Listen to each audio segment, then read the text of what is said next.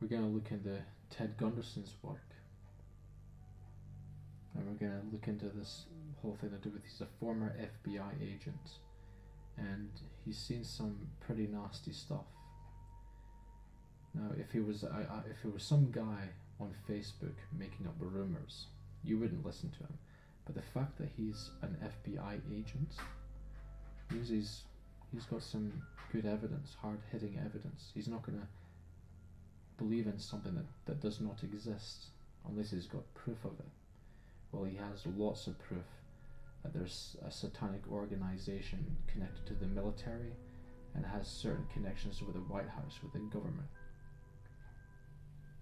It's an underworld, well, an underground satanic society. They're kidnapping, like they've been kidnapping kids in the schools and taking them underground tunnels. Ted Gunderson had looked into this, and they did find factually that there had been tunnels that had been filled in. They found evidence for it with a geologist to look into this. And the kids had been secretly taken away from the school and taken into in a car, and then the car would go to an airport, and then the children would be flown to certain locations, to satanic ritual sites. So now we're seeing some serious satanic connections, the reality of it, of Satan having secret control over the world and working towards the secret goals for the eventual Antichrist that comes along. Adam Weishaupt, the founder of the Illuminati, which eventually infiltrated pretty much America, according to George Washington, who was a high-level Freemason, because Freemasonry and the Illuminati, they kind of connected themselves with each other. Not all Freemasons were Illuminati, but they got connected with each other. And Adam Weishaupt is pretty much wanting a one-world government. You've got the United Nations wanting one world government, a new world order, and this is going to eventually lead to the Antichrist, which we had learned about. They're paving the way for the road of the Antichrist. About the Illuminati, I had no idea about Adam Weishaupt. However, my first major investigation when I returned from Puerto Rico was the Dr. Jeffrey R. McDonald case. He's a former Green Beret doctor who was convicted of murdering his wife and 2 children at Fort Bragg, February 17, 1970. He'd been tried and convicted, sentenced to 3 consecutive life sentences. I was asked by the defense team to investigate the case because they claimed that Dr. McDonald was innocent. I said I would, but if I learned that he murdered his wife and 2 children, I would discontinue my investigation, no longer become involved.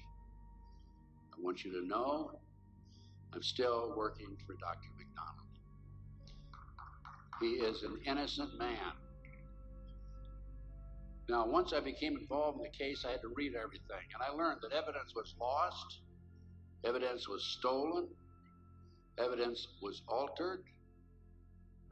An FBI agent, Paul Stombaugh, lied before the grand jury. And most important of all, where she had fought off the assailants under her fingernails.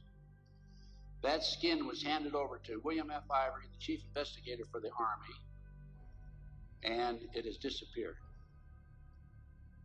10 months into the case, October 25, 1980, I, through a series of circumstances, I don't have time to go into the details now, obtained a signed confession from one Helena Stokely. I had 3 sessions with her, 10 days each, total of 30 days.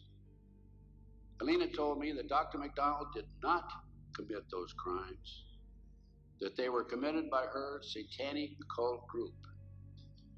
And I said to myself, what's this all about? I don't know anything about Satanism. I read about it in the Bible, of course, and that's about it.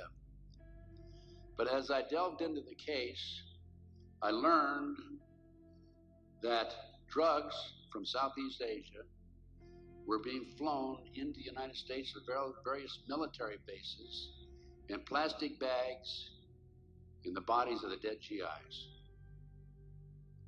I further learned from Helena that her satanic cult group was involved in distributing these drugs up and down the East Coast. They were mad at Dr. McDonald because he was abusive to the cult members and the GIs who went to the civilian hospital where he was moonlighting for relief of some sort. So they went in and attacked him that night. There were a total of 7 involved in the crime. She named them all for me. Right now, today, I know where some of them are located. But to further check and document this, I went to the UCLA library, and I found out, in fact, in the Time magazine, January 1, 1973, there was an article about bringing drugs, plastic bags, in the body cavities of dead GIs. There was no question in my mind Helena was telling the truth. I gave her a polygraph test, and she passed. I had her examined by a psychiatrist, she passed. And as a matter of fact, the government themselves had given her a polygraph examination early in their investigation before I entered the case. And Byzantine, the Army polygraph operator, said that she thought that she was telling the truth. She thought she was there that night. Now, the most recent series of events on the McDonald case. Now, I'm telling you a little bit about the McDonald case because that's what woke me up as to what was going on. It was after that I started researching and went back and found out about the Illuminati/Satanism. It was after that I learned considerable more about what was going on. And the most recent information, Dr. McDonald, who's been in the penitentiary for some 25 or 26 years now, appeared before a parole board just 2 days ago. His first that he's ever appeared before a parole board. And the reason he had never appeared before is because, in his opinion, had he appeared before, it would be an admission of guilt. In this particular instance, he still claimed he was innocent, but he did appear before the board because a newly-wed individual with a woman named Kathy. And of course, if you read the papers in the last 2 days, his parole was turned down, and the parole board made him eligible for another hearing in 15 years. This poor man not only lost his wife and 2 children, he has served 25 years in the penitentiary and another 15 years to go. He's 61 years old. I am still working the case. What are the latest developments on the case? In 1997, the federal judge, agreed to do DNA tests. And they chose 15 individual pieces of evidence to be examined. However, the judge said that when you open the evidence envelopes, only the prosecutor can be present. Well, they opened the evidence envelopes. The prosecutor did. How many do you think were empty? 5. 5 evidence envelopes were empty. The skin under Colette's fingernails would have established Dr. McDonald's innocence alone. Now we have DNA authorized in 1997. Here we are in 2005. They still have not completed the DNA test. From the McDonald case, the next case I worked of a major consequence was the McMartin preschool case in Manhattan Beach, California. The children there claimed there were tunnels under the school. They were taken into the tunnels and through the tunnels up into the trap door of a bathroom in a triplex next door, placed in automobiles, and prostituted in the community. These are 2, 3, and 4-year-old children before they entered kindergarten.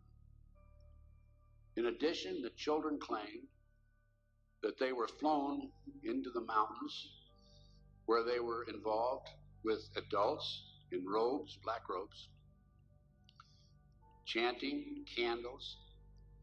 They talked about the brown babies who were cut up, actually sacrificed, And in checking into this and researching this, of course, this was obviously a satanic ceremony.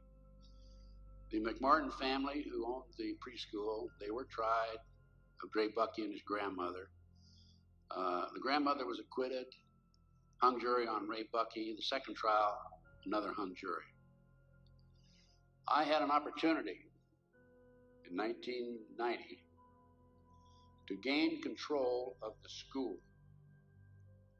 Now, the school had been given to Danny Davis, the defense attorney, and he had sold it, even though he made $15 million on the case, by the way. He had sold it to a contractor who was going to tear it down. When I learned this, I contacted the contractor. I said, I want to be given an opportunity to go on that school and look for the tunnels. The authorities had looked for them in 1987. They said they could find no tunnels. Along with some of the parents, we hired Dr. Gary Stickle, UCLA archaeologist. He hired his crew and brought them in.